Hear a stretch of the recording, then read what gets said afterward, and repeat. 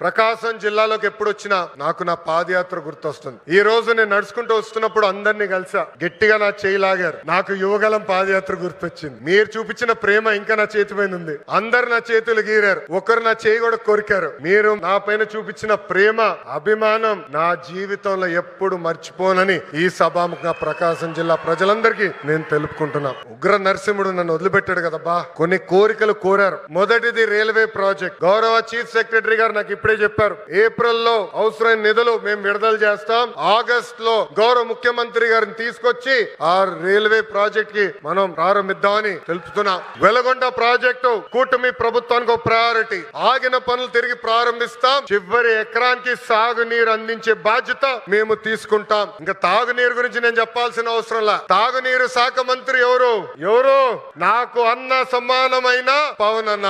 పవన్ అన్న ఏమనుకున్నా సాధించే వ్యక్తి.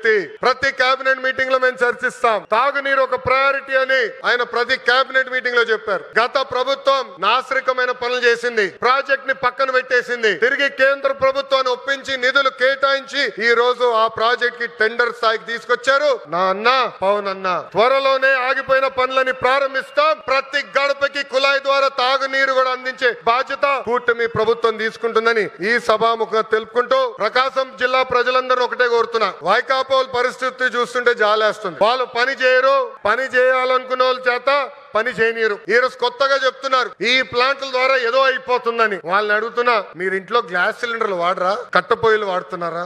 ఆ గ్యాస్ తయారు చేసే ప్లాంట్ ఇది. ఎందుకు మీరు అపోహలు కల్పిస్తారు? రండి, ప్లాంట్ చూడండి, వెళ్ళి మీ నాయకుడికి చెప్పండి. అంతేగాని ఈ ప్లాంట్ కి అడ్డు పడ్డద్దు. అడ్డు పడితే ఎర్ర బుక్ లో మీ పేరు ఉంటుందని ఈ సభాముఖంగా వైకాపా నాయకులు నేను హెచ్చరిస్తున్నా. మంచి పని చేసాక వచ్చా, దమ్ము ధైర్యంతో ఈరోజు నిలబడి చెప్పగలుగుతున్నా, 10 నెలల్లోనే ఎవ్వరు ఉంచిన విధంగా ప్రకాశం జిల్లాకి నేను ఈ ప్లాంట్ తీసుకొచ్చా. అంతేగాని తప్పుడు ప్రచారం చేస్తే నేను మిమ్మల్ని వదిలిపెట్టనని ఈ సభాముఖంగా వైకాపా నాయకులకు నేను హెచ్చరిక చేస్తూ